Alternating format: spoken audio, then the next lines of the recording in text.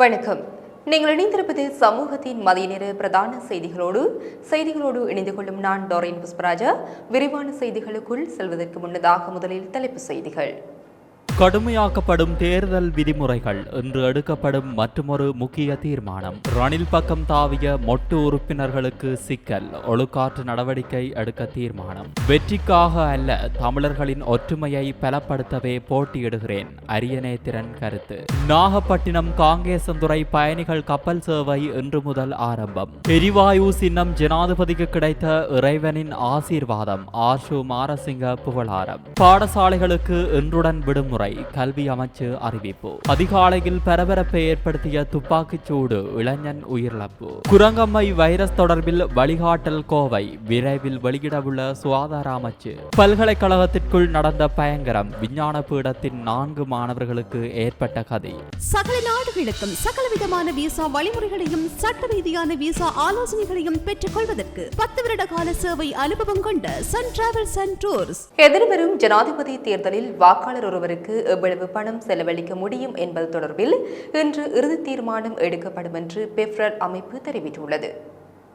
தேர்தல்கள் ஆணைக்குழுவிற்கும் அரசியல் கட்சி பிரதிநிதிகளுக்கும் இடையில் இன்று இடம்பெறும் கலந்துரையாடலின் போது இந்த தீர்மானம் எடுக்கப்படும் என அதன் நிறைவேற்று பணிப்பாளர் ரோஹன ஹெட்டியாராச்சி தெரிவித்துள்ளார். இதேவேளை எதிர்வரும் ஜனாதிபதி தேர்தலை முன்னிட்டு தேர்தல் விதிமுறைகள் கடுமையாக அமல்படுத்தப்படும் என தேர்தல்கள் ஆணைக்குழுவின் தலைவர் ரத்நாயக்க தெரிவித்துள்ளார். இத்திட்டமானது எதிர்வரும் செப்டம்பர் மாதம் 21ஆம் தேதி வாக்களிப்பு முடியும் வரை அமல்படுத்தப்பட உள்ளதாகவும் அவர் குறிப்பிட்டுள்ளார். தேர்தல் வன்முறைகளை தடுக்க போலீசாருக்கு முழுமையான அதிகாரம் வழங்கப்பட்டுள்ளதுடன் சமூக வலைத்தளங்களில் பொய் பிரச்சாரம் செய்யவும் தடை விதிக்கப்பட்டுள்ளதாகவும் அவர் தெரிவித்துள்ளார்.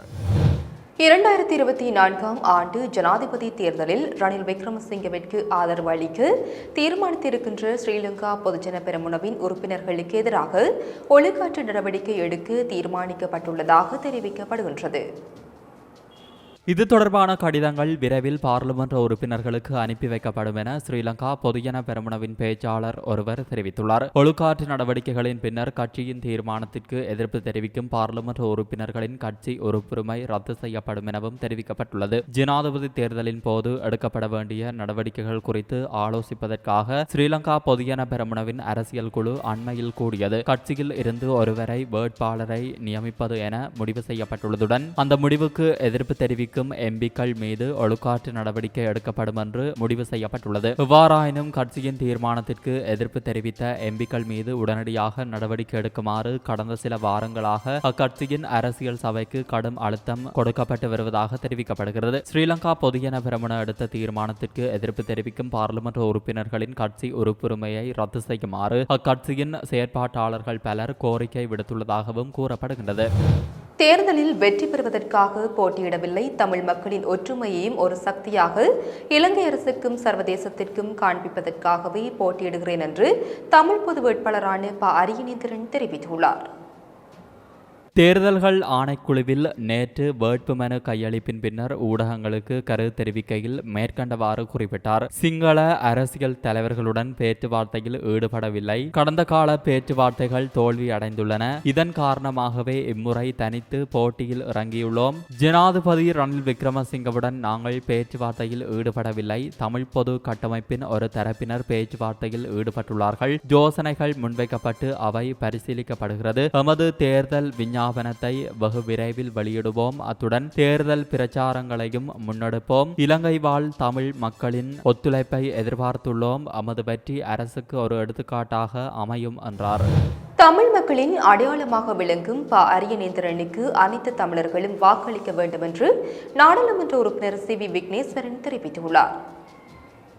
தேர்தல்கள் ஆணைக்குழுவில் நேற்று இடம்பெற்ற வேட்புமனு கையளிப்பின் பின்னர் ஊடகங்களுக்கு கருத்து தெரிவிக்கையிலேயே மேற்கண்டவாறு தெரிவித்துள்ளார். கட்சி ரீதியில் முரண்பட்டு கொண்டிருக்காமல் தமிழ் மக்களின் எதிர்காலம் குறித்து சிந்தித்து ஒரு தீர்மானத்தை எடுக்க வேண்டும். தமிழ் மக்களின் அடையாளமாக அரியநேத்திரனை 89 கட்சி தரப்பினர் தேர்ந்தெடுத்துள்ளார்கள். இனி அவரை பற்றியோ அவரின் கட்சி பற்றியோ பேசுவது அவசியமில்லை. தமிழ் மக்களின் அடையாளமாக விளங்கும் அரியநேத்திரனுக்கு சகல தமிழ் மக்களும் வாக்களிக்க வேண்டும். தமிழ் வேட்பாளர் விவகாரத்தில் இலங்கை தமிழரசு கட்சி உறுதியான தீர்மானத்தை எடுக்காமல் இருப்பது மனவருத்தத்திற்குரியது. இலங்கை தமிழரசு கட்சியின் பெரும்பாலான உறுப்பினர்கள் தமிழ் பொது வேட்பாளரை ஆதரிக்கிறார்கள், வெளிப்படையாக இதனை குறிப்பிட்டுள்ளார்கள். ஆனால் ஒரு சிறுபான்மை தரப்பினர் இதனை தடுக்கிறார்கள். ஆகவே இவர்கள் தமது முரண்பாடுகளை விட்டுவிட்டு தமிழ் வேட்பாளருக்கு ஆதரவளிக்க வேண்டும் என்பதை கேட்டுக்கொள்கிறேன் என்றார்.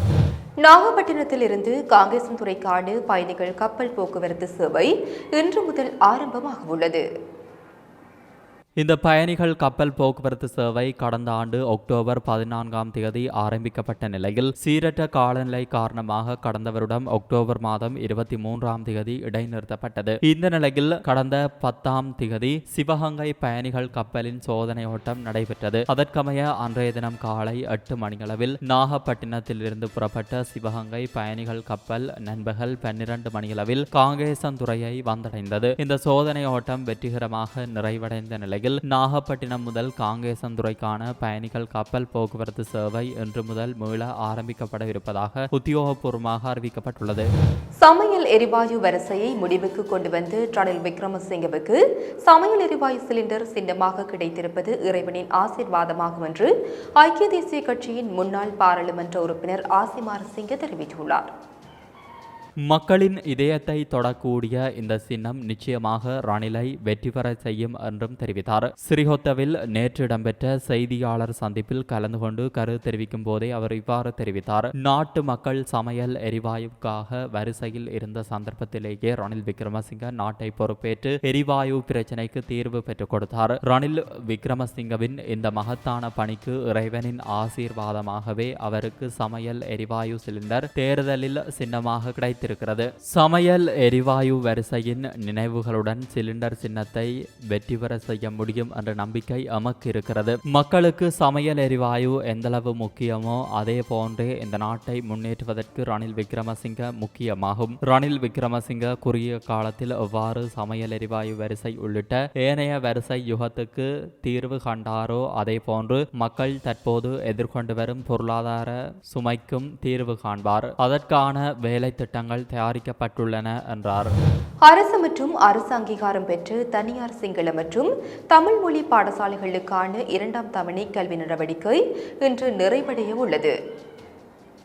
குறித்த தகவலை கல்வி அமைச்சு விடுத்துள்ள அறிக்கை ஒன்றில் தெரிவித்துள்ளது. இன்று முதல் எதிர்வரும் 25ஆம் தேதி வரை குறித்த பாடசாலைகளுக்கு விடுமுறை வழங்கப்படும் என கல்வி அமைச்சு தெரிவித்துள்ளது. அதே நேரம் 3ஆம் தவணையின் முதலாம் கட்ட கல்வி செயற்பாடுகள் எதிர்வரும் 26ஆம் தேதி ஆரம்பமாகும் என கல்வி அமைச்சு தெரிவித்துள்ளது.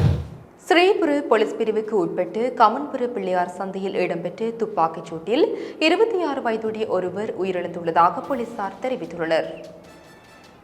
இந்த துப்பாக்கிச்சூடு இன்று அதிகாலை இடம்பெற்றுள்ளது. மோட்டார் சைக்கிளில் வந்த ஒருவரே துப்பாக்கிச்சூடு நடத்தியுள்ளதாக போலீசார் தெரிவிக்கின்றனர். கவுந்திசபுர ஸ்ரீபுர பகுதியை சேர்ந்தவரே உயிரிழந்துள்ளதாக போலீசார் தெரிவிக்கின்றனர். இந்த துப்பாக்கிச்சூட்டுக்கு T56 ரக துப்பாக்கி பயன்படுத்தப்பட்டுள்ளதாக விசாரணையில் தெரிய வந்துள்ளது. துப்பாக்கிச்சூட்டுக்கான காரணம் இதுவரை வெளியாகவில்லை என்பதுடன் சந்தேக நபர்களை கண்டறிய போலீசார் விசாரணைகளை ஆரம்பித்துள்ளனர். அத்தியாவசியமற்ற கடவுச்சீட்டுகளை பெறுவதை தவிர்க்குமாறு கோரிக்கை விடுப்பதாக குடிவரவு மற்றும் குடியகழ்வு கட்டுப்பாட்டாளர் நாயகம் கர்ஷ இலக்பெட்டிய அறிவித்துள்ளார்.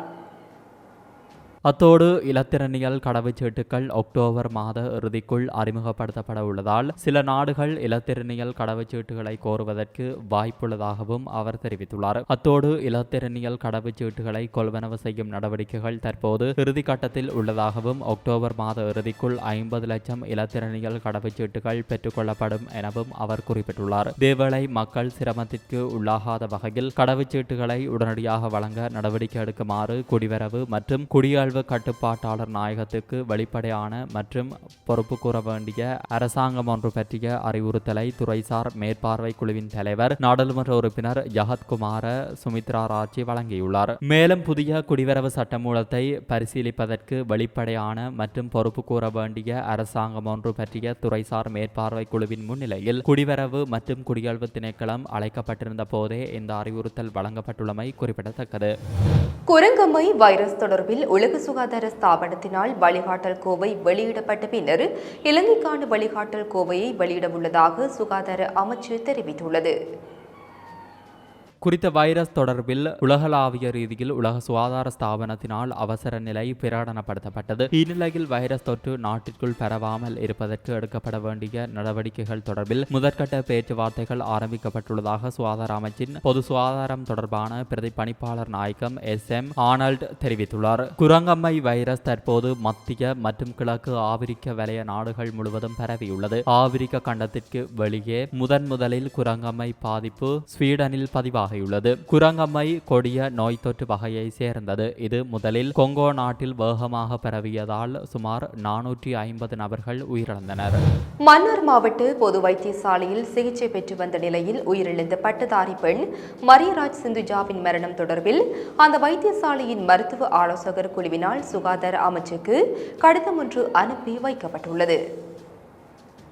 மன்னார் மாவட்ட வைத்தியசாலை பணிப்பாளர் ஊடாக மருத்துவ ஆலோசகர்களின் கையொப்பங்களுடன் இந்த கடிதம் அனுப்பி வைக்கப்பட்டுள்ளது. மன்னார் மாவட்ட வைத்தியசாலையில் சிகிச்சைகளுக்காக அனுமதிக்கப்பட்டிருந்த நிலையில் மரியராஜ் சிந்துஜா உயிரிழந்த சம்பவம் தொடர்பில் ஆழ்ந்த கவலையை தெரிவிப்பதாக அந்த கடிதத்தில் குறிப்பிடப்பட்டுள்ளது. வைத்தியசாலையின் சில பணியாளர்களின் கவலையினத்தால் இந்த சம்பவம் இடம்பெற்றுள்ளதாக அறிய முடிகின்றது. குறித்த சம்பவத்தில் குற்றமளித்தவர்களுக்கு எதிராக எடுக்கப்பட வேண்டிய துறைசார் ஒழுக்காற்று நடவடிக்கை தொடர்பான சுகாதார அமைச்சின் முடிவை எதிர்பார்த்து காத்திருப்பதாக அவர்கள் தமது கடிதத்தில் சுட்டி காட்டியுள்ளனர். இந்த நிலையில் இந்த விடயம் தொடர்பான ஒழுக்காற்று நடவடிக்கை இதுவரை எடுக்கப்படாமையால் மன்னார் மாவட்டத்தில் உள்ள சுமார் 2 லட்சம் நோயாளர்கள் பாதிக்கப்படுவதாகவும் அவர்கள் குறிப்பிட்டுள்ளனர். எனவே மரியராஜ் சிந்துஜாவின் மரணம் தொடர்பில் நடத்தப்பட்டுள்ள முழுமையான விசாரணையின் அடிப்படையில் எடுக்கப்பட வேண்டிய ஒழுங்கு நடைமுறைகள் மற்றும் நடவடிக்கைகளை விரைவுபடுத்துமாறு மன்னார் மாவட்ட வைத்தியசாலையின் மருத்துவ ஆலோசகர்கள்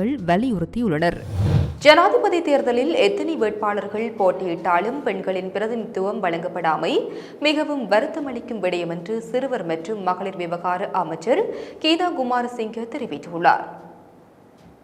கொழும்பில் நேற்று இடம்பெற்ற விசேட ஊடகவியலாளர் சந்திப்பில் கலந்து கொண்டு கருத்துரைத்த போதே அவர் இதனை தெரிவித்துள்ளார். நாடாளுமன்றத்தில் கூட பெண்களுக்கு உரிய இடமும் சமமான இடமும் வழங்கப்பட வேண்டும் என்று கட்சித் தலைவர்கள் பெருமையுடன் கூறினாலும் நாடாளுமன்றத்தில் பெண்களின் பிரதிநிதித்துவம் 6% குறைவாகவே காணப்படுவதாக அவர் சுட்டிக்காட்டியுள்ளார். ஒரு நாட்டில் பெண் உரிமைகள் தொடர்பில் அனைத்து கட்சித் தலைவர்களும் அதிக அக்கறை காட்ட வேண்டும். இம்முறை பெண் பிரதிநிதித்துவம் இல்லாத ஜனாதிபதி வேட்பாளர் பட்டியல் துடுப்பு இல்லாத போன்றது எனவும் அமைச்சர் கீதா குமாரசிங்க மேலும் தெரிவித்துள்ளார். நாட்டின் தென்மேற்கு பகுதியில் தற்போது நிலவும் மழை நிலைமை அடுத்த சில நாட்களில் தற்காலிகமாக அதிகரிக்கும் என்று எதிர்பார்க்கப்படுகின்றது.